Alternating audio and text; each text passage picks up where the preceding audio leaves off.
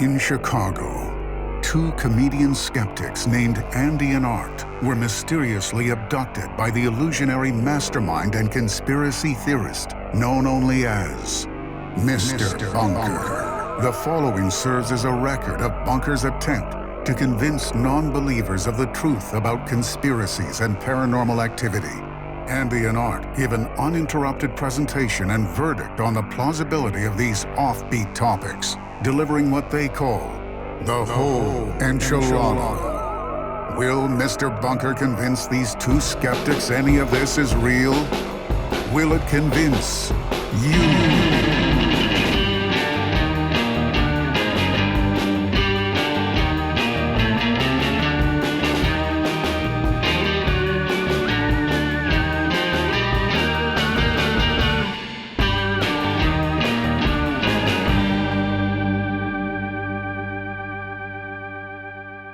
Hello, and welcome to Mr. Bunker's Conspiracy Time podcast. As always, I'm your co-host, Arthur Stone, and with me, as always, is your co-host, Andy Hart. Hi, Art. Hi, Andy. You don't look pleased to see me. It's not you. It's the circumstances. It's the circumstances. Okay, we vowed. We made a pledge to ourselves, to each other, to anybody that's listening, To America. to this country that we love so much, that we weren't going to be back here. That this was not going to happen again. He fooled us once. Okay, whatever. It happens. Fooled us twice. Shame That's on us. on us. Egg on our faces. Mm-hmm. But now, Andy, we've got a whole friggin' omelet. Fool us 3 times. Okay, I'm starting to get a little peeved here. Listeners, we are back in the bunker once again. We got abducted again. Oh boy, Andy, it just never ends. Art, I feel like I have to ask the well, we haven't discussed it yet, but I mean, for the benefit of anybody, what happened? Why are you back here? Well, you know, I think last time we were here last week, we said, okay, this time we're going to take photos. Right. And, you know, we shouldn't have discussed that on air. You know, we're dealing with a high level conspiracy theorist here. And this guy knew that. And so he covered the whole thing in foliage before he let us out. Look, everybody, here's a good tip. Under promise, over deliver. Don't say everything you're going to do, but then do it anyway. It's like, if it's, you know, you don't have to make everything known.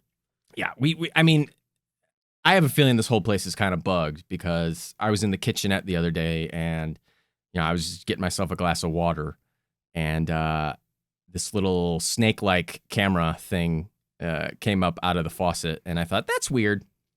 But, you know, he's listening to us, so he covered the whole thing in foliage. It looked like a big shambling mound. Yeah. We took a bunch of photos of it. It's like, it just looks like a big mound. A big mound. I mean, there's so many mounds on the earth. There's so how do you, I mean, it looked like a big hill. I'm not a cartographer. Yeah. I don't know carts or maps. You know, check the records. Is my name Rand McNally? I don't think so. No. So the thing looked like a giant mound. We got duped. You know, we got bamboozled. Yeah. I don't know what to tell you. We got bean-boozled in the worst way. We got bean-boozled. He hit us right in the bean. Right in the beans. He flicked our beans. Yeah. Flicked us right in the bean. But, so we left and we just thought, you know what? Whatever. He's not going to do it. Like, first is the worst, second is the best, third is the one with the hairy chest. Which was always, you know, what did they use when you were in elementary school? Did they use hairy chest, treasure chest, wedding dress? You don't know what I'm talking about? What is this a thing? Is this a thing? A saying? You didn't do that? Is this some sort of game? Yeah, that rhyme scheme. No. Yeah. Whenever you're like lining up in first grade or kindergarten or, you know, you're playing a sport or whatever, first, the way you kind of, if you lost, the way you got back at people was sort of like, first is the worst, second is the best, and then you'd prank, you'd fucking dunk on the person in third. You either say they had a hairy chest, which to little kids is the grossest thing in the world, even though now as an adult, it's a natural and beautiful thing. As a teenager, it's something you want. Yeah. And then there's a small window. I mean, obviously as an adult, there are points where a hairy chest is maybe a little distressing. Maybe a little. Like depending on the type of hair, the amount. Coarseness, the cleanliness of the hair. Yeah. But as a kid, having a hairy chest, I mean, good night. Yeah, boy. But then you would also say third is the one with the wedding dress. And it's like, I don't want to get married. I'm a little kid. I can't get married. So you dunk on them that way too. And but then you could also say treasure chest, which who knows what's inside there. Yeah, that seems like they're a pot of gold just waiting to be discovered. Kids are smart. Kids are.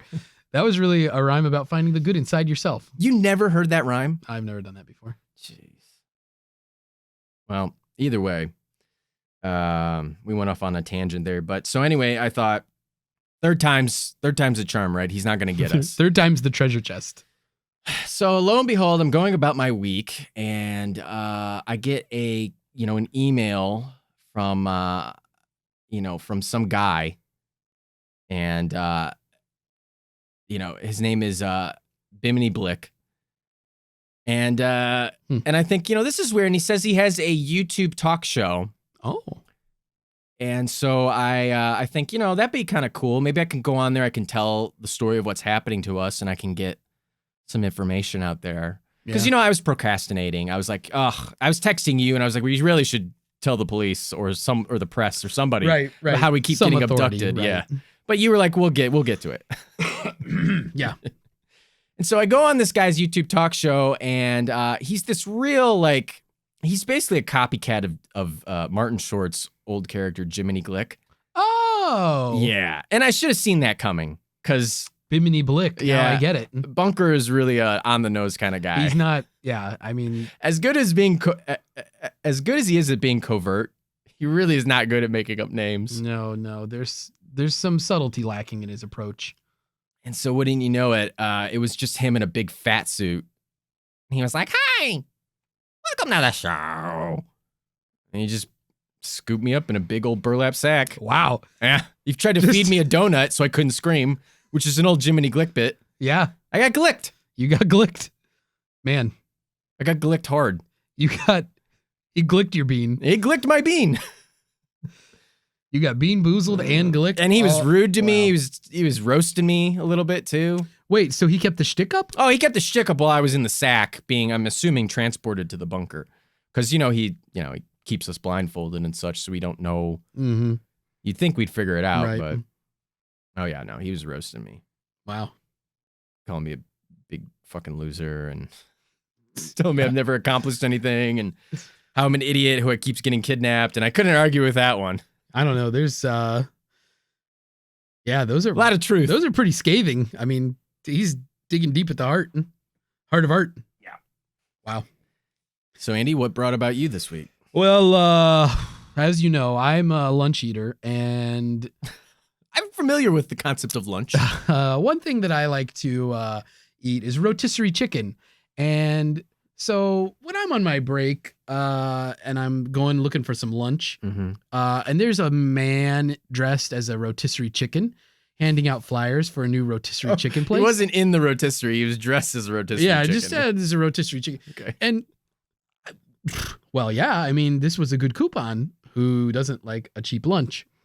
So I go to the rotisserie chicken place. I should have guessed it was a closet inside of a larger building. I didn't think about it, but of course, the door locked behind me. Instantly. As soon as it shuts, it's locked. Yeah. And then Bunker came later.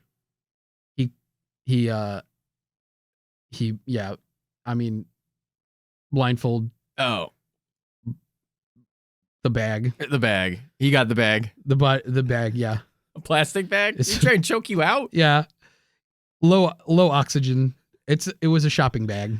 Jeez. It was one of those smiley face that said, doesn't he know that those are being phased out? Yeah. They're practically illegal. Yeah, I mean, he should be careful. They're almost as bad as straws. Yeah. If the repeated kidnappings don't get him, the plastic bags will. Yeah. So then, yeah, here I was. I still have yet to have any rotisserie chicken. I know. The food down here is not the best. There's a lot of Spam, a lot of Twinkies. Yeah, a lot of this stuff that doesn't expire. You know, I can't complain. I mean, I could complain. Okay. I mean, he lets us eat. I mean, I suppose that's, yeah. I mean, I don't have any like Stockholm syndrome going on, but I'm just saying, like, as far as like people to get abducted by, he lets us podcast. Yeah. So we can at least talk. I mean, he does like need to feed us though. Because we're doing a mental task for him. Yeah. You know, I think eventually he'll warm up to us and maybe he'll actually come visit us while we do this. Because right now he just talks to us over an intercom. Yeah. And, you know, we'll see. I mean, the human touch is nice. We can touch each other. Yeah. But like from him. Well, speaking of the human I've touched touch, you before. What? I've touched you before. Who? What? I get it. We've had. Oh yeah, we've had. Yeah, human interactions. We've hugged. Sure. We've kissed. Shook hands, kissed. Yeah. We've done it all. We're human beings. We've done it all. Speaking of human beings, Andy. Wow. Great transition. I can't wait to hear where this segue is going. This week's episode, Andy, is all about human beings. That's true. Not about human evolution, not about human hybrids, but what happens to humans when they get left on an island all alone. Yeah. With only themselves. We're talking about the mystery of Roanoke Island, Andy. The Roanoke, famed Roanoke colony. This is a pretty, I think, well-known conspiracy theory, right? Would you say? Yeah, I think this is a pretty well-known one. Obviously, the titular bunker would like us to dig a little deeper. Sure. Because and we always pride ourselves on giving the audience the whole enchilada. That's our goal, is to get the whole enchilada out. Right. And he thinks that buried inside that enchilada is maybe a tortilla covering up something a little bit unusual. Yeah, it's a pretty interesting one. The gist of it, as we'll get into in our scripted portion, is a bunch of colonists came from England. They tried to establish the first English colony in the Americas, but they went missing. Fate had other ideas. There's a lot of foul play. And much like how nobody went looking for them, nobody ever comes looking for us. We're on our own Roanoke here in this bunker. We could be on Roanoke Island. I mean, who knows? Who knows? Maybe we are. Maybe we are, Andy. Well, listeners, thank you for joining us on this adventure. And here's our presentation of Roanoke Island.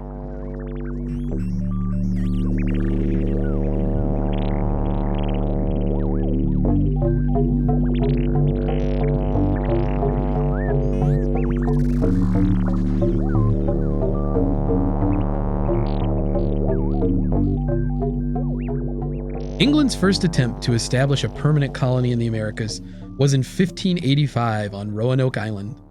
118 colonists eventually moved to Roanoke, but the colonial governor left for England to obtain supplies and, when he came back, found the colony deserted with nary a trace. Since then, clues have been discovered and hypotheses formed, but no definitive answers exist. The search for the lost colony of Roanoke continues today. The Roanoke story begins with Sir Humphrey Gilbert. See, Gilbert was a soldier, a member of Parliament, and an explorer. Interesting note, one of Gilbert's Latin mottos was quid non, meaning, why not? Gilbert had a thing for the Americas. He argued for finding a Northwest Passage, that is, a route through the Northern American Arctic waters to China. Gilbert didn't personally go looking, but based on his arguments, a ship was sent to explore. The whole thing basically sucked ass. The Northwest Passage was not discovered, and the crew came back with a load of worthless black stone. But they did bring back a native Inuit, so it wasn't all bad. Despite that failure, Gilbert still advocated for an increased English presence in the Americas, quid non. He secured a 6-year exploration license from the Crown in 1578. After nearly letting his license expire, Gilbert finally obtained funding for a 1583 North American expedition. He sailed to St. John's, Newfoundland, and on August 5, 1583, he formally took possession of Newfoundland for the crown. He didn't have enough supplies to establish a permanent settlement, though, so he and his crews left several weeks later. On the return voyage to England, Gilbert's ship, the HMS Squirrel, went down with all hands, including Gilbert. After Gilbert's death, his half-brother and famed tobacco enthusiast, Sir Walter Raleigh, earned an exploration and colonization charter from the Queen, based in part on Gilbert's earlier mandate, since that went so well. The charter specified that Raleigh had 7 years to establish a permanent settlement or get the fuck out of the Americas. Raleigh never set foot in North America, but he did make 2 separate trips to South America to look for the fabled city of gold, El Dorado. During a 1617 voyage to Venezuela, a group of Raleigh's men attacked a Spanish outpost in violation of peace treaties between England and Spain, and let me tell you, it turned out terrific. During the attack, Raleigh's middle son Walter was fatally wounded, and Raleigh had previously been convicted of treason for allegedly plotting against King James, but King James decided not to have him executed and even pardoned Raleigh so that he could travel to Venezuela. But after the attack on the Spanish, the king decided to reinstate Raleigh's death sentence, and on October 29, 1618, Raleigh died from complications of an executioner chopping his head off with an axe. In 1584, well before his ignominious end, Raleigh sent an expedition to explore the North American eastern coast. They landed on Roanoke Island in modern-day North Carolina on July 4th, 1584.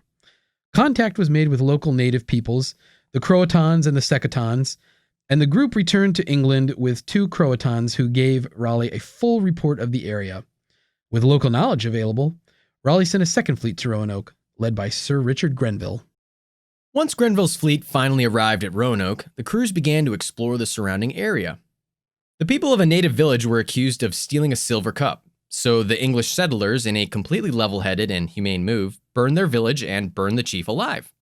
Grenville went back to England in August 1585 to get more supplies. He left behind 107 colonists to mine the settlement. Grenville was supposed to be back in April 1586. When Grenville finally arrived later in 1586, he found that Sir Francis Drake had stopped by and returned to England with the pissed-off settlers who, in addition to being attacked by natives, rightfully so, were also short on food. Grenville went back to England with most of his outfit, leaving behind a whopping 15 men to protect the settlement. Back in England, Raleigh asked a fella by the name of John White, an artist who accompanied the Grenville expedition, to round up some new settlers. During the Grenville trip, White created a number of detailed watercolors depicting the local geography and people. Raleigh asked White to establish a colony on the Chesapeake Bay, not Roanoke, and even made White the governor of the colony. White and 117 settlers set sail and arrived back on Roanoke, not the Chesapeake Bay, in July 22nd of 1587. Their objective was to pick up the 15 settlers left by Grenville and transport them to the new colony. When they got there, though, they found no colonists, only bones. The Portuguese navigator hired for the voyage would not allow the settlers to reboard their ship, so they decided to stay on Roanoke. The colonists reestablished relations with the local native peoples, who, frankly, were still a little peeved about the whole Grenville expedition and the whole torching a village thing, not to mention that White led an attack on a supposedly hostile native village, which turned out to be populated by friendly locals. Sad trombone noise. Things were going great. Owing to the hostile relations with the local Algonquian tribes and, of course, lack of supplies, the settlers convinced John White to sail back to England to request help. White departed for England in late 1587, leaving behind 115 colonists, including Virginia Dare, White's granddaughter and the first English child born in North America. White came back to England at the outbreak of the Anglo-Spanish War. Seaworthy vessels were not allowed to leave English shores and instead had to participate in the war effort. In the spring of 1588, White found 2 ships which were unfit for military service, that is, barely seaworthy, and set sail for Roanoke. The captains of the ships attempted to capture Spanish vessels on the way, but were unsuccessful in that they ended up captured and had all their cargo taken. With no supplies to deliver, the ships returned to England. White could not secure passage back to Roanoke for another 3 years. and finally arrived back at the colony on August 18th, 1590, Virginia Dare's third birthday. Grandpa John celebrated Virginia's birthday by searching for her because she and all the other settlers disappeared. Smith found the Roanoke settlement completely abandoned, with no sign of any of the colonists. White found 2 clues, the word Croatoan carved into a fence post and the letters CRO carved into a tree. Before he left for England, White had told the colonists to carve a Maltese cross in a tree if they left under duress. Seeing no cross, he assumed the settlers peacefully moved to nearby Croatoan Island, which is now called Hatteras Island. White tried to make it over there and look for his family and all the other settlers, but then there was a big storm coming, so they just left for England the next day. 12 years later, in 1602, Raleigh decided he should maybe look into whatever happened to all those people on Roanoke. He sent some guys out to find out what happened, but because they still had to turn a profit, they stopped on the way to look for plants that could make some money in England. Once they gathered up all the sassafras they could stuff in their ships, the weather got so bad they went back to England without ever going to Roanoke. By the time they got back, Raleigh was in prison for treason, if you remember, which basically eliminated even the incredibly light interest in locating the missing colonists. After the founding of Jamestown, the first permanent English settlement in the Americas, that is, the first settlement where all the settlers did not disappear, Chief Powhatan, chief of the Powhatan tribe, told John Smith, yes, John Smith of Pocahontas fame, Pocahontas, by the way, was Chief Powhatan's daughter, that he was responsible for the murder of the colonists at Roanoke because they were living with another tribe that refused to join the Powhatans. Chief Powhatan also revealed more information to the secretary of the Jamestown colony, saying that the Roanoke settlers were living with the tribe peacefully for more than 20 years before he murdered them, and he apparently gave the secretary some English-made iron tools as proof. This story became popular legend, but there's not really any evidence to support it other than Chief Powhatan's story. More recent research suggests that Chief Powhatan might be telling the truth, but he only murdered the 15 colonists left behind by Grenville, not the 115 left behind by White. From here, ideas about what happened to the colonists become much more speculative. Did the settlers just integrate with local tribes? There are stories about English captives living with native tribes in the years following the disappearance at Roanoke. An account from the 18th century says that the Croatan people, living on Hatteras Island, who either previously lived on Roanoke or frequently visited, claimed to have white ancestors. One hypothesis is that the settlers integrated with the Croatan people, and the Croatans and the settlers moved further inward. Some coffins with Christian markings have been found, but most evidence is anecdotal. Is it possible the descendants of Roanoke are among us still today? In Robeson County, North Carolina, some residents descended from native peoples claimed the Roanoke colonists as ancestors.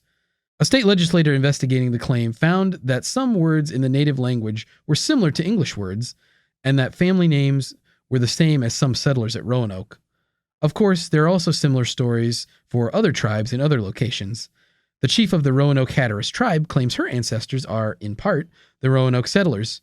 She claims that the native people killed all the male settlers and captured the women and children, who then became integrated into the tribe. In 1937, a rock was discovered that had an inscription on it that was supposedly written by Eleanor White Dare, John White's daughter and the mother of Virginia Dare.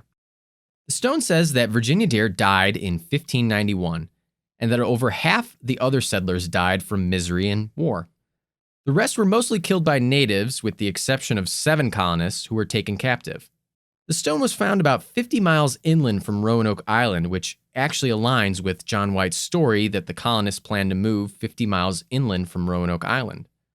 Since the discovery of the so-called Dare Stone, other, quote, Dare Stones, unquote, have been discovered, but most are forgeries. Are the colonists still out there? Maybe in outer space? Some have also speculated that the colonists could have been abducted by aliens.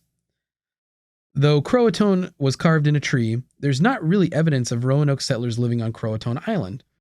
There are English artifacts, but none found with other things from the right dates to be the Roanoke colonists. Maybe the settlers went to be on Croatoan Island beyond the stars. Are there even more clues to uncover in this mystery? Is it possible that something more sinister will be discovered? There is speculation that the colonists could have been the victims of a zombie outbreak. Some evidence suggests that the colonists resorted to cannibalism. Local native stories suggest that the colonists wiped themselves out during a war within their ranks.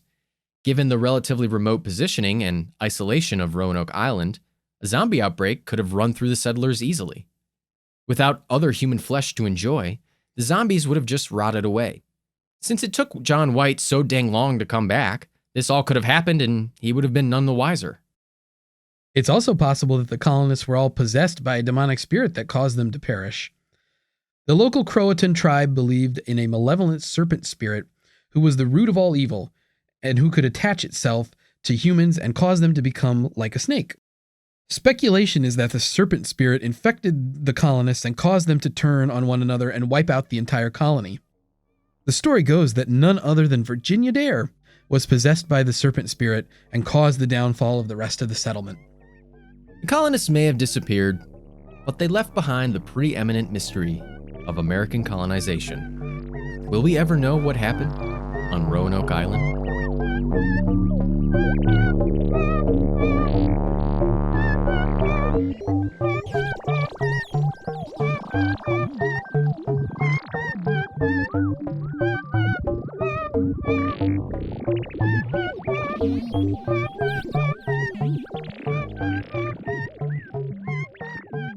Mr. Bunker's Conspiracy Time podcast will be right back after this brief message.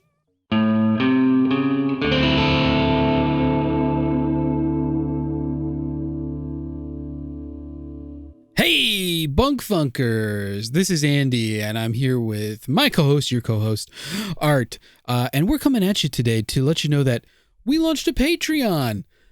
So if you have the means and you want to support the show, come visit us at patreon.com/MrBunkerPod and consider becoming a subscriber. Get an extra podcast episode every month of our brand new show, Andy and Art Debunked, available only on Patreon. We're going to be covering various urban legends and myths. We'll do TV and movie commentary tracks and reviews. We'll do pop culture conspiracies and much, much more. Becoming a subscriber will also get you access to our Discord channel, where you can chat with me and Art and other bunk funkers from around the globe. You'll also get plenty of behind-the-scenes content and much, much more. So please, help us support the show and keep the lights on in the bunker. Visit us at patreon.com/MrBunkerPod and become a subscriber today. And we're back. That was our presentation of Roanoke Island, the mystery of Roanoke Island. The Lost Colony, as they call it. The Lost Colony of Roanoke Island. You're right, Andy. And boy, did they really get the short end of the stick on this one. Boy. Can we just start? Let's just start before we get into any general discussion of the conspiracy theory.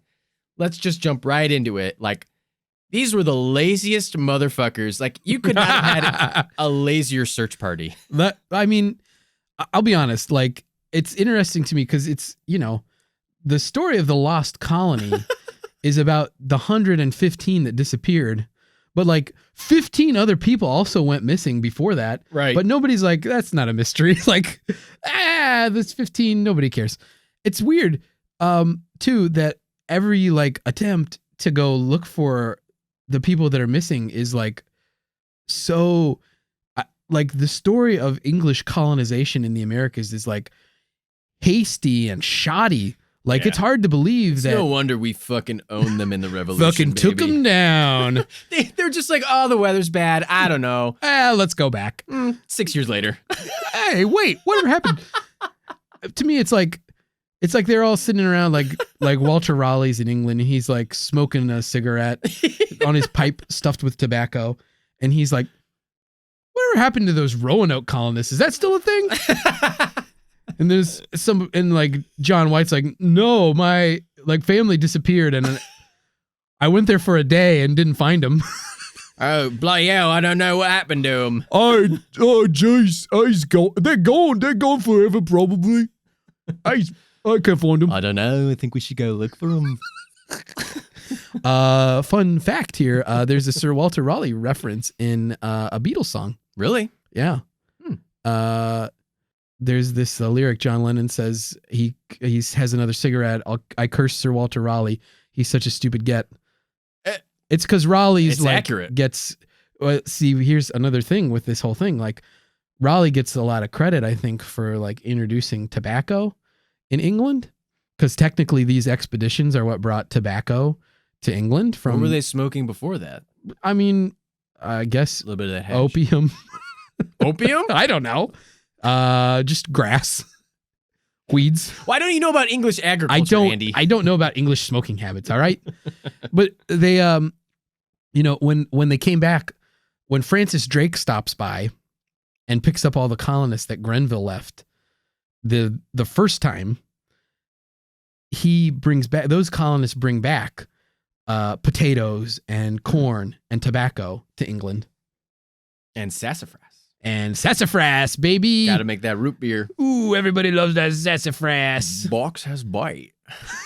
I'm just like, it's insane. I love the like, I don't know. There's a storm coming, whatever. Like, there's no remorse. It's so like, I guess, it was a long time ago and it was a very barbaric time, right? Even it's by, a hard time to live. You didn't live long. I mean, like, this by is like Victorian, right? No, this is before Victorian England. This is Elizabethan England. Elizabethan England, right? This is the reign of the Tudors and the Stuarts. It's just like, I could see them just being, well, it's only like 100 people. It's not a big fucking deal. Yeah, like it's whatever. And it's like 100 people in 1580, whatever. Like, in all grouped together is not like an insignificant number of people. Like, honestly. Yeah. Like, it's a lot of people for the like local, like, ecosystem to absorb. But it's just like nobody seemed that like overly concerned. Like, John White seems to have had like concern for his family till the end of his life, but he's not gonna. He wasn't ever able to like. He couldn't afford to like go on his own. It's such a curb. It's such like a curb your enthusiasm moment. Like, she's like, well, aren't you gonna go look for him? He's like, I mean, it's like he made it all the way over there. He went to look for them, and then it's like, well, maybe they went to Hatteras Island. Maybe they went to Croton Island. I mean, it's like, this weather looks pretty freaking bad, though. Let's go back. On a personal note, let's go back to England. I have to commend their laziness, because this is like the level of laziness that I employ in my day-to-day life. Where you undertake something really significant, yeah, but then at the very end you give up. Like, I'm just trying to make all the shortcuts. Like, they're just like, well, I don't know. Like, maybe they went to this island that's just like right over here. That's really easy to go look at. I don't know. And they're like, John, like, it's your daughter. Don't you want to go look for her? He's like, well, she might be over there. Like, right over there. Like, like a couple feet away. And then like John's like looking up. He's like, oh, is that rain? And they're like, this is going to get nasty if we try to sail. Just, oh, jeez. It's so shocking. And I also love Chief Powhatan. Kind of like, it's like, oh, you guys, those settlers? Oh, yeah, I murdered those settlers. Yeah. Oh, yeah, I killed those settlers big time. Big time. You want to see the tools I used? Because I got them right there. You want to see? I got this stuff off those settlers. I killed them for sure. But the thing I killed them good. Yeah, the thing that's funny, though, is that he might have, but it just Probably. wasn't the same. It wasn't the right group that they were looking for. Yeah. Like, John Smith and the Jamestown secretary, they're like thinking about like the John White Roanoke settlers, right. But really Chief Powhatan probably killed all of the enormous sum of 15 people, that Grenville left behind. Before we jump into like all the conspiracy business stuff, how fucking insane do you have to be to transport yourself across the sea in 1600, whatever the fuck, Yeah. How insane do you have to be to do that? Like, you really have to have some fucking balls. I mean, it's kind of incredible that that John White did this. I mean, he brought his own family, right? Like his daughter. You have to really believe in it. Like and the thing is, like, you're not going to. It's not like today. Like, if let's say like you wanted to move to Hong Kong, right? you could do that like legally. I can do it. Like you could do it. Like there's no. I can do it. Right. Like, I mean. You can do it. Yeah. If you wanted to move to Japan. Yeah. Like that's a long way away. That's across a but huge. There's modern amenities almost everywhere in any civilization like I go to. The legal structure and everything. Like you don't have to like stake a claim and build a fort. And I mean, if you want to build a fort in your apartment in Tokyo, that's your prerogative. And I will. And I'm going to build a pillow fort. It's going to be great. Beautiful. And all my friends are going to join. But like the thought that you go to this island where people already live, first of all, and you're just like you're like, hey, we live here now. Yeah. Hey, by the way, we're gonna freaking attack you. Don't touch our cups. Don't steal our cups. We'll burn you to the ground. Listen, Andy, you know me better than anyone. I don't like when people touch my stuff. Right. Yeah. So, you sympathize with the English here. Get behind a little village burning. Yeah. Don't touch my stuff. But there's this level of audacity to doing it and like complete disregard for like sanity. Well, it's so bizarre. I've lived in the same place pretty much my whole life. Now, listeners don't know this, but I know this. You uprooted your life and you moved. I mean, even just a few states away, it's still a difficult thing. It's not like, yes, you have all the modern amenities, but you don't have your family system and your structure and all that. And you're in a new place. You were from a small town, and you moved to a major metropolitan, one of the largest cities in America. Yeah. So that's a huge difference. It's a lot of changes and it takes adjusting. But admittedly, again, I came and found an apartment before I moved. Right. I had a job before I moved. Like there's all these plugins that I can do. Like I'm plug and play. Like I plug and play move. You're plug and chug. Like plug and chug. Like this Roanoke settlement That's business. us, baby. Plug and chug. That's what they call us. Hey, what's up? We're plug and chug. Plug and chug in the morning. Wow. Plug and chug. Time for another news flush. That's us, baby. That's it. We're a morning radio show now. This Roanoke business, though, much different than that. Like, you're right. I mean, there's a lot of those same pressures, but like, there's a lot of additional stuff heaped on it. It's amplified immensely because even a common cold would just kill you. Here's an interesting thing to this point, though.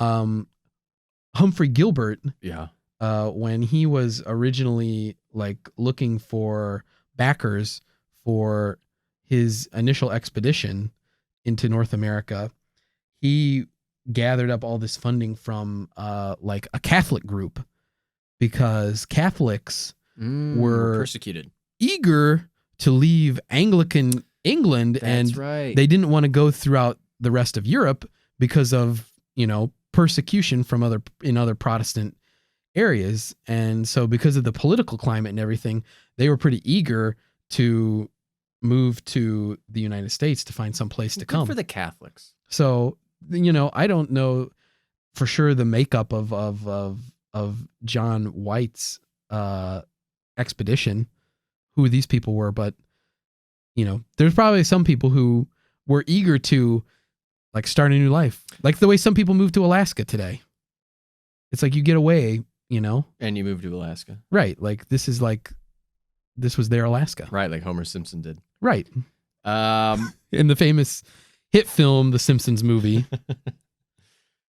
I guess you're right. I guess when you think about it that way, you don't realize it is stupid to liken it to modern day, and I am dumb.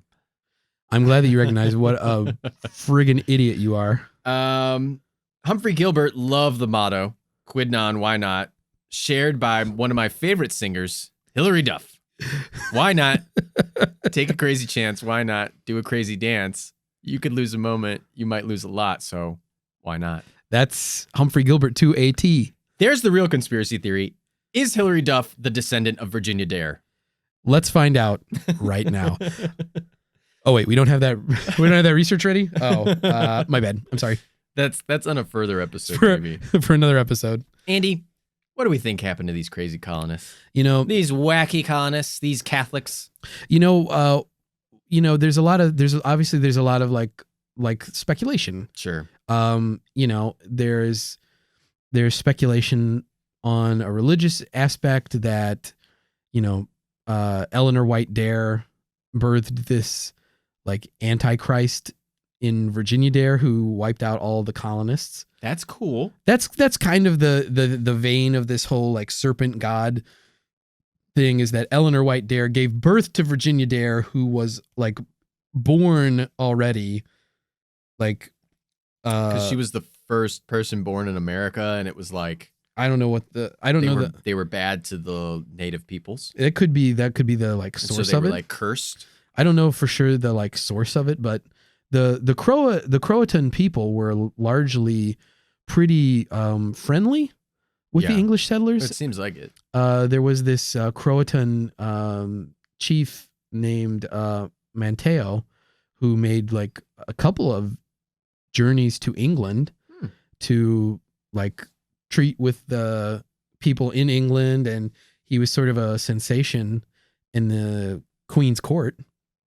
And he was kind of accused of being like a traitor by other native people. Oh. Because of his like friendly relationship with English settlers.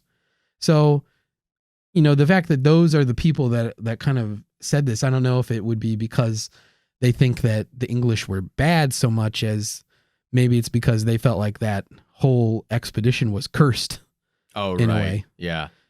Like, I don't know the cursed? timeline. Like, it seemed like everything was kind of going fine. They just fucking left them there. And the problem is like they didn't bring enough supplies. There's some scientific evidence now that suggests that when they established the Roanoke colony, they were in like the worst, like in the period that they established the colony was like in this 3-year stretch of the worst drought in the area in 800 years. Jesus. So it may have been bad timing, like just scientifically, because the one thing that's really common with all these expeditions is that they never have enough supplies. Like they always, Jamestown worked out fine. Yeah. Like, I don't know what happened at Jamestown, but like specifically all this Roanoke stuff, even Gilbert's trip to Newfoundland, like they couldn't make a colony there. They didn't have enough supplies. Like financing these things, it was expensive to do it, and not everyone could afford it. The Spanish were doing it just fine. Yeah, the Spanish did great. They had lots of gold, but the English committed a lot of war crimes. Oh, baby, did they ever? Genocide anyone? No thanks, I'm full. Yeah, and I mean, it's like, so they may have just had like legitimately bad luck and no real opportunity to ever make it work, just from a ecological perspective. It just seems like, you know, the English were at war with Spain, right? Yeah. At the time. And so obviously there's just no money. And then you got like these annoying dudes who are like, well, but America. And they're like, we're trying to fight the Spanish. Like, leave me alone. And they're like, whatever, here, have some money. And it just seems like it's all just it's like very hastily done. Yeah. The whole operation. Yeah. John White kind of gets a raw deal in a sense, because he does go back to like get more supplies. That's his goal. And he tries to make it back on time. And it's sort of crazy to think that like you could go back to do something and then you get delayed for 3 years.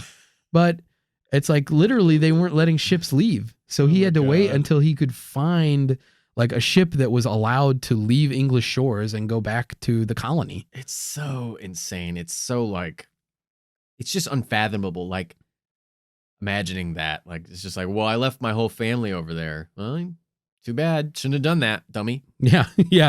That's why you don't go sailing across the ocean. So stupid. You know, I mean, this bad luck, this may have been part of the whole, this may have been how they get to this serpent possession thing. The serpent, the evil serpent spirit possessed them. Yeah. But I mean, that's a fun idea, but like, the evidence of the stone and the evidence of what they carved into the fence posts kind of almost makes this a closed case, right? Well, that's the thing that's interesting, because you would say from what was carved in the fence post that they probably went to Croton Island. They went to Hatteras Island.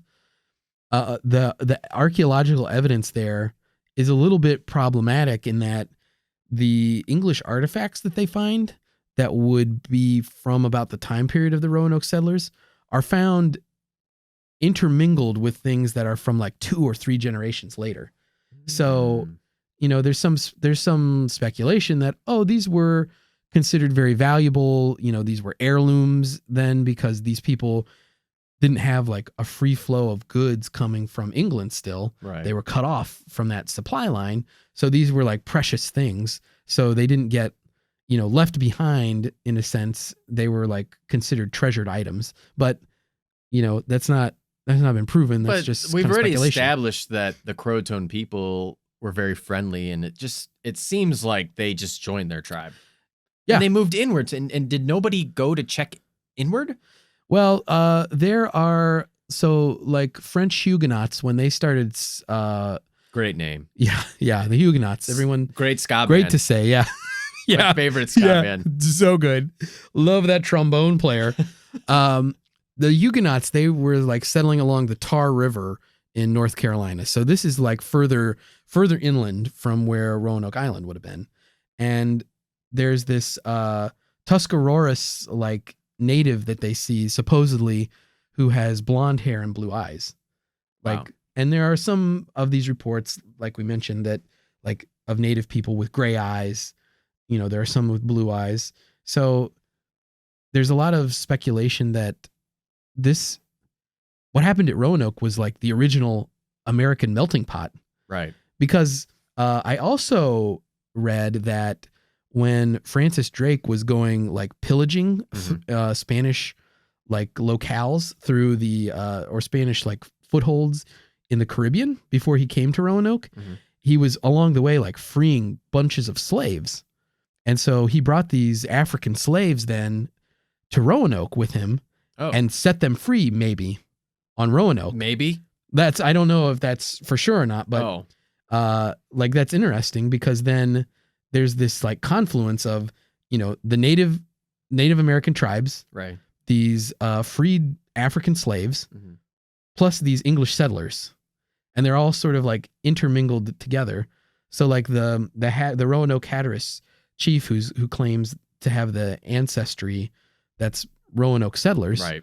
Like that's kind of her story, like genetically possibly, is that it's like Africanized or African slaves, not Africanized, but African slaves, like Native American people, and these English settlers that got left behind on Roanoke.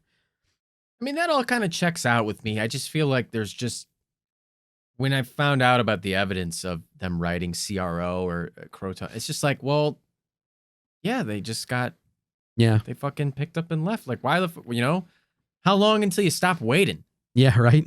Yeah, you can't wait forever. Sit there and wait for them to come back. It's just like, well, just join these friendly natives. They're chill. Well, and one thing too is that they might have all split up.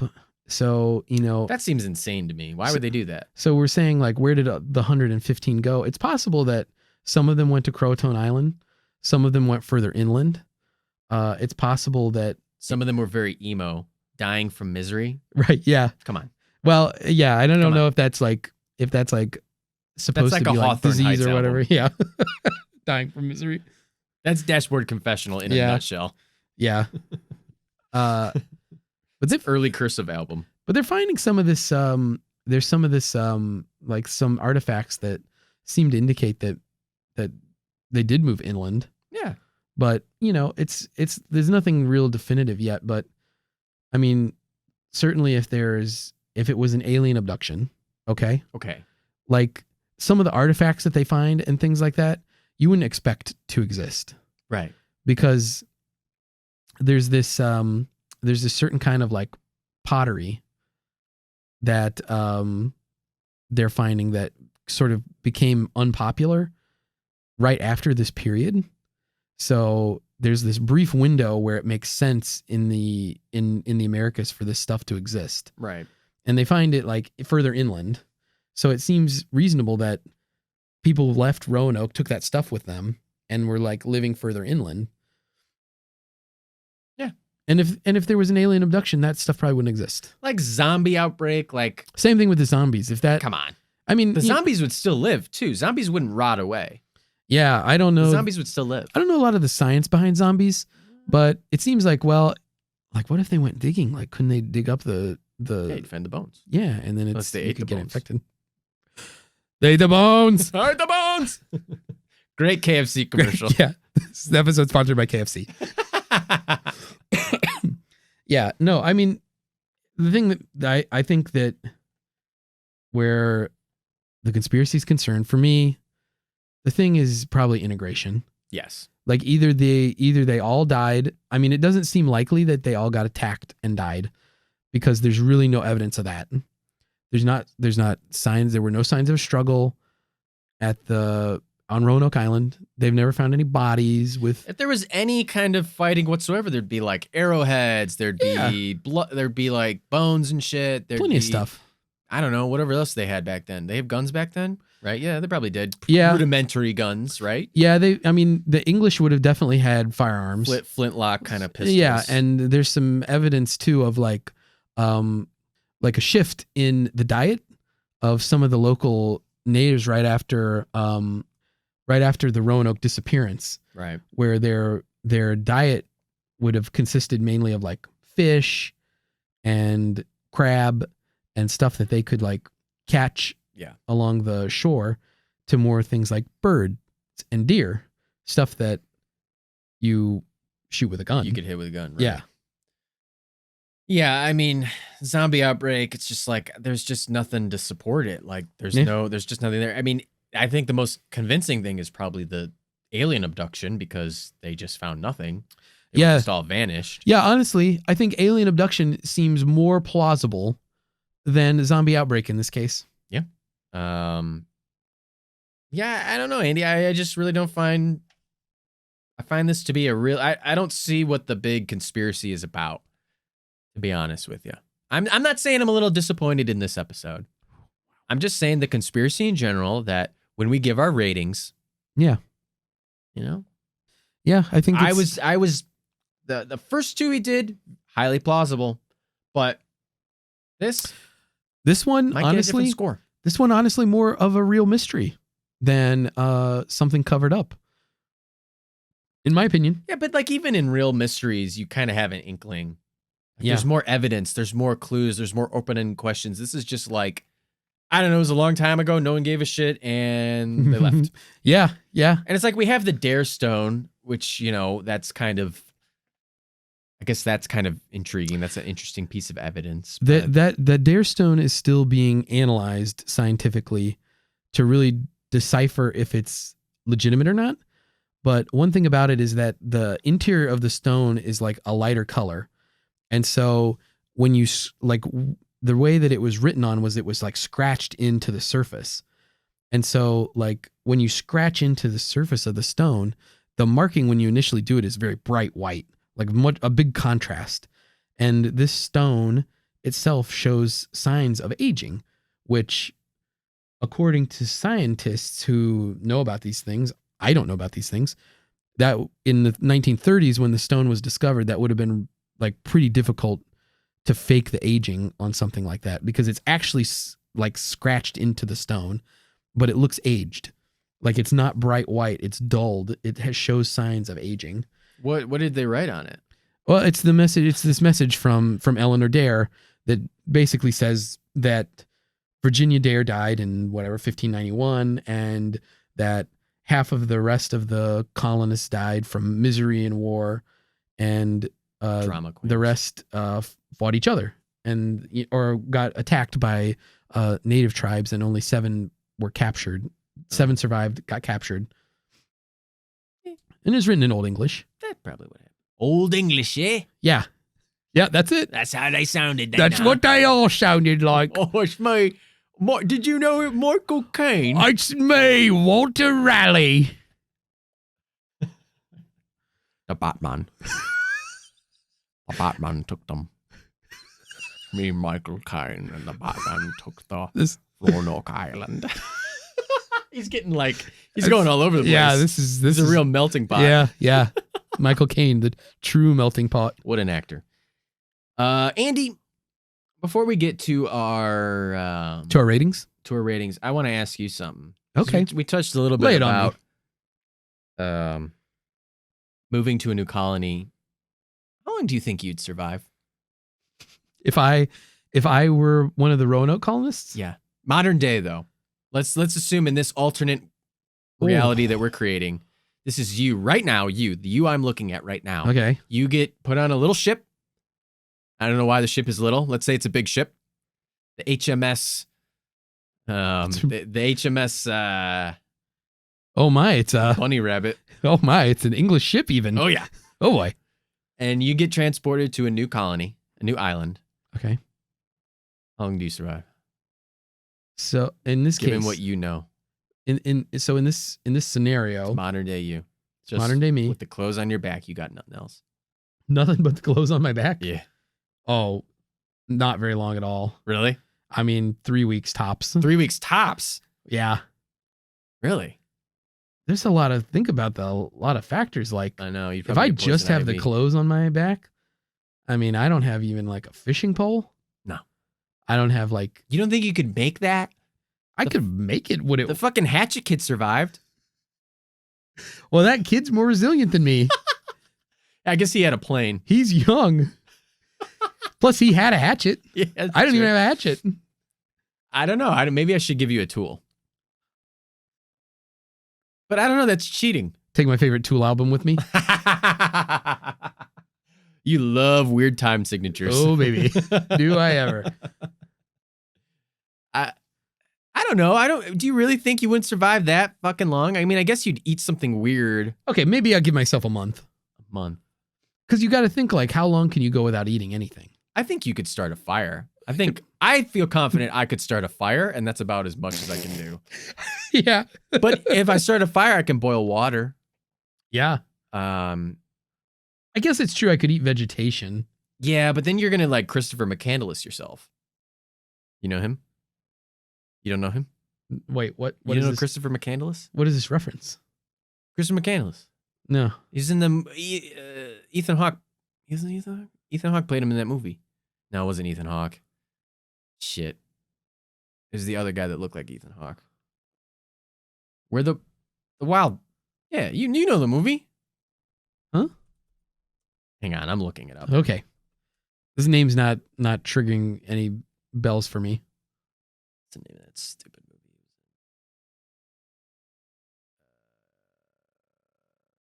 Into the Wild? Yeah, Into the Wild. Hang on, listeners. We're gonna figure out who played this movie. Who played in this movie? Important research going on here in the bunker cave. Well, anyway, I'll figure out who played him, but he was like this kid who I think it was in the 90s, early 90s. He like got struck by this sort of idea of like what's that writer? Henry David Thoreau and like Walt Whitman and those kind of guys, and he like went off to go he like threw away, he got like accepted to some good college, and he gave all of his money to charity, and he ripped up his college acceptance letter, and he didn't tell his family where he was going, so he moved to Alaska. Emil Hirsch? Emil Hirsch. That's who it was. It was Emil Hirsch. And he went and moved to Alaska, and he just lived in the wilderness by himself because he wanted to be one with nature. He wanted to have these experiences like all these great writers. And he found out how fucking difficult it is to live in the wild. He got a fucking rude awakening, dude. Yeah, it's not easy. And then he died. He ate a poisonous plant, and he died from like one of the most horrendous ways. He just starved. He couldn't eat anything because whatever the sickness he got from the plant just made him like flush it all out. And the saddest part is he died like 5 miles from a moose hunting lodge where he could have gone and been rescued. Wow. So he stayed there all winter. He lived in this like little bus, and then he did all these things. Like in the movie, it shows him like hunting a moose, and he killed a moose with like a .22 caliber rifle, and he just see, he had a gun. Yeah, he had a gun, but like he didn't preserve the meat, so all the meat went bad, and it just spoiled. Yeah, and he fucking fucked up, and he ate a bad plant, and he died. Yeah, at the end. Yeah, he was doing all right. But then he like didn't account for the fact that when the snow melted, the river that he crossed to get to his little area was overflooded now because all the snow had melted. So he was stuck there. So he didn't account for that. Like he brought food with him, I think, to like help him survive. But I think that's what would happen to me. Yeah. I'd just eat a plant. Yeah. I think. But I could build a fire. Yeah. Don't you think? Yeah, I could maybe start a fire for sure. The friction. Yeah. You could build one. Yeah, you could start a fire. But I mean, you get fire, you get a lot of things. You get a weapon, you get fire. You got to assume that there's material to start a fire on the island. Well, if it's like Roanoke, there's trees and shit, right? Yeah. Yeah, you start fire. Yeah. Now, in this dry kindling. In this scenario, are there people already living on the island? No. Oh, so it's uninhabited. Well, there might be native tribes inland. Oh, well, see, you're by yourself. You might just get. One of the Roanoke settlers was off hunting crabs, and in the Albemarle Sound, and he got picked off by the natives. So that probably would happen to me. You think you'd get picked off? Yeah, because You're pretty talkative though. You got that politician charisma. I think you'd be able to work your way in. You think I could like integrate? You'd be like, whoa, hey, whoa, guys. Oh, take it easy. Yeah, but if they didn't understand me, like, I think you'd find a way in. What's that? The place where there's these remote areas now are like few and far between on our Earth these days. What are you talking about? Do you remember? You can just go to Montana. Do you remember recently though? There was that missionary that got killed. That guy who was trying to like convert those people that live off the coast of India in that island. Maybe that island group. There's still native tribes like down in the Amazon. Yeah, they try and visit all the time, and they're like, we don't want to talk to you. Well, and people are like, well, we're going to keep bothering you. It's really restricted now because these people are so susceptible to like our diseases. Oh yeah, because I mean, just like it was with American colonization, like these are people who've never been exposed to the germs that infect us daily that we don't even notice. That's a good point. It would be very like tenuous to have people go visit them. So maybe that would be a good out, is that if I went when I was sick, I would make all the people sick. Mm-hmm. And then maybe that would get me a position of like respect because I would get better. That's right. You don't have any survival skills? I mean, did you do Boy Scouts? I was a Weeblo Scout. Nice. I know how to solder a pipe. Well, that's not helpful. That's not helpful. It's the only thing I learned from Boy Scouts. I did it for like 1 week. I learned how to solder a pipe, and then I never went back. I mean, I said, I got everything I need to know, baby.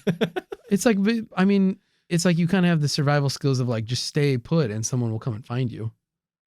This is not a mall. Yeah. You're not lost at the mall, Andy. Yeah. Which you're not Kevin McAllister being stuck home alone. You're in the wilderness. You got to go forage. Yeah. But you have all the knowledge that you have right now. You don't think you could? I mean, not for a long time, no. Because like you said, if I don't have enough knowledge of horticulture to like, is what I'm eating like nutritious? Is it like poisonous? I don't know. You would have no idea how to cook food. You would just be eating raw food probably. I know how to Well, you'd have a fire. I know how to cook food. But like, what are you going to capture? You're not going to capture an animal. Oh man, you could capture some though, right? I don't know if I could. Like, I think fishing would be hard for me because like I'm not going to be able to figure out how to use like a spear. I'm not going to be able to like harpoon fish. But I'm thinking about other stuff. You could sharpen a stick. What about like clams, like mollusks?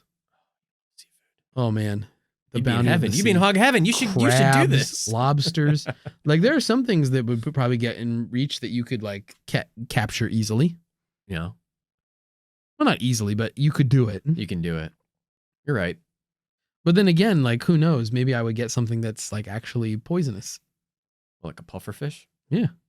Yeah. Those are native, right? Yeah. To Roanoke Island. Yeah, for sure. They definitely are. Yeah. I mean, without a tool, I'm fucked. You give me a hatchet, though. Here's something to think about. Now I'm in business. Here's a consideration I want you to make too, Art. Okay. If you're on a place like Roanoke Island, what do you do during hurricane season? Lift weights. I'll just squat away the hurricane. There's Art in the eye of the storm. Oh, you'd be so fucked. I didn't even think about hurricanes. Yeah. Hurricanes fuck us up now. Yeah. And we're awesome. Modern homes. We build houses like fucking nobody's business now. Modern homes are like not always well suited to like the sustained wind force of a hurricane. Your little, lean-to is just going to get obliterated. So even if you had a lot of like supplies inside of it, like it's all gone. Waterlogged. I didn't even think about that. Like you'd almost have to live underground. Minecraft style. But think about that. Think how hard tunneling would be. Because you're digging by hand. I don't know, I'm pretty sure you don't watch these guys, but there's this very popular YouTube channel called Primitive Technology. Mm-hmm. You might have seen a clip of it. It's like this dude out in the, like, I think it's the Australian bush. Like he's like this little guy. Like he's a tiny guy. You can tell he's kind of like, he's a short little dude, but he's jacked and he's always shirtless in all the videos and he doesn't speak. He just films himself like building primitive structures. Like he started with like, he found some clay and he fucking built a kiln and he builds fire, he builds arrows, he builds huts, different structures, like all from scratch. Like he goes out into the wilderness, he grabs the branches. It's like that dude he's got it set. Like he's got it made.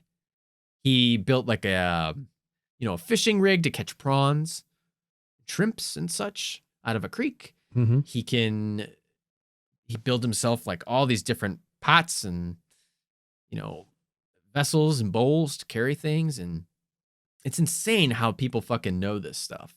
And that he knows that combining, like he knows how to build, like he made like iron tools or something like that, close to that. It's just fucking baffling because He like smelted iron? Oh yeah. Wow. Yeah. He like does all this shit just by hand. Like, and it's like, that's how tribes of natives did this stuff. And it's fucking baffling. Yeah. A lot of people, I mean, like I'm so unskilled. Well, I'm worthless. You say that, but then like, okay, like you can use a computer and Virginia Dare could probably barely write. That's true. So, I mean, you're skilled in a different way. I don't know. What? I don't think so. But like, let's put that guy to the test. Like, let's drop him just on an island without any context. I think he'd be fine, honestly. Because like, I mean, I'm just like, I'm okay. I'm a noted skeptic. Maybe he ends up somewhere where the resources are not ideal for some of the stuff he does. I think this dude knows how to build fire. I say that without not watching it. This is so key, how to build fire. You get fire, you get everything. Warmth, light, something to fend off dangerous creatures. Place to see prophetic visions. That's right. You talking about like Moses and the burning bush? Yeah, or just like what? Or Melisandre from Song of Ice and Fire. I mean, oh, that's right. You can experience religion. Yeah. Fantasy religion. Yeah. Fire does it all. Yeah. He can turn into a haggard old woman or be a sexy lady. Yeah. With red hair. He can do that. He can do that. Oh, it's on the YouTube video. Yeah.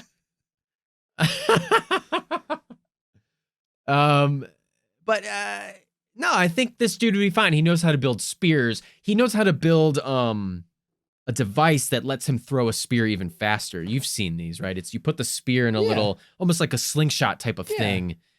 Listeners don't know this, but Andy and I both at the same time did the motion. I want to say the name of it, but I'm afraid that I'll sound like an idiot because I'll be wrong. Well, you don't have to be afraid of that because you already do. I am dumb. No, I don't know the name. I think this dude would be fine. I think he knows how to cook and capture food. He knows how to build a structure from scratch, like a nice fucking structure. Like he built like an adobo or Adobe house.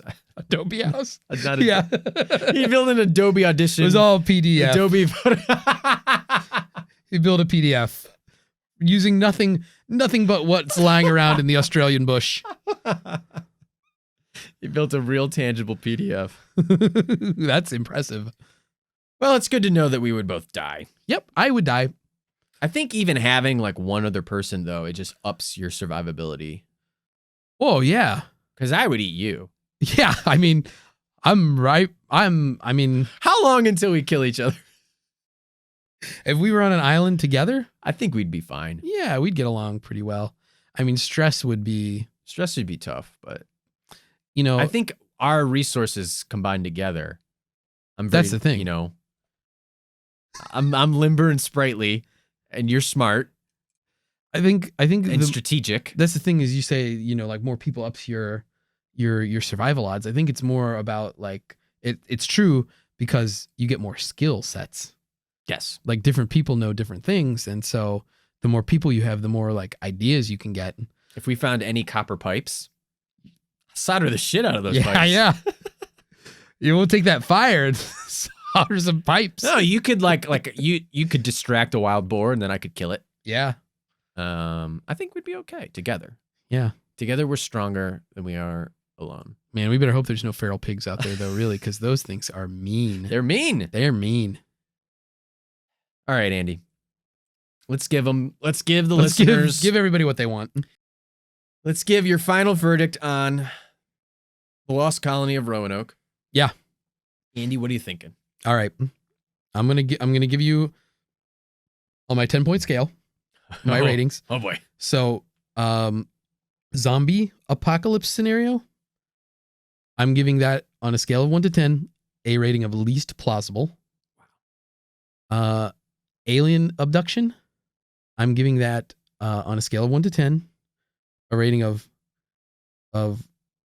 highly not plausible. Integration with local tribes. 10-point scale.